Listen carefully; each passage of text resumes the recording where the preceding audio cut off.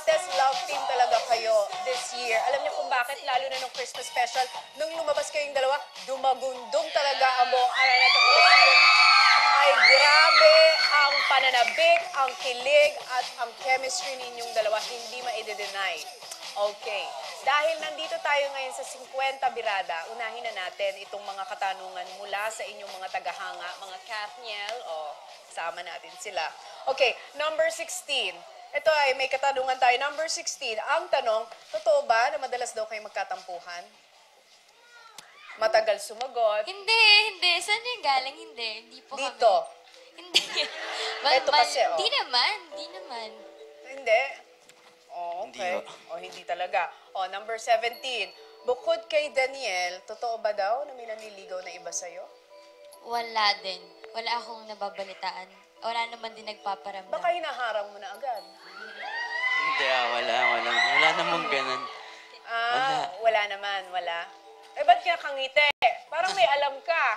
Siguro kinausap mo, pre, akin na to, balato mo na sa akin. Mga ganon. Hindi, wala.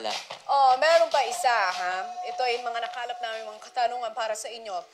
Ikaw naman, Catherine, dahil since hindi pa talaga kayo officially mag-on, mako-consider ka pa talaga na single. Ready ka ba mag-entertain ng ibang manliligaw as of this moment? Siyempre ako 16. 16 pa lang ako ngayon and feeling ko, part yun sa ating mga babae, di ba, na darating tayo sa point na may mga manliligaw, ganyan. And for me, lahat ng dumadating na yan, edi accept mo lang kasi kung gusto nila, edi mag-wait sila, blessings yun eh. Ay! So, di ba? Collect and then select? Collect and select. Huwag muna tayo dyan.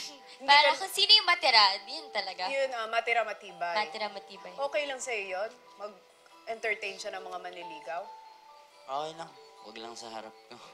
Okay. So, pag hindi kayo magkasama, okay lang na may manligaw sa'yo? Parang taksi naman yung dating sa question. Okay. Sabi mo yan, meron daw. Ito na kasi ang talagang isa pang isyong tinatanong nila. Possessive ka daw ba talaga?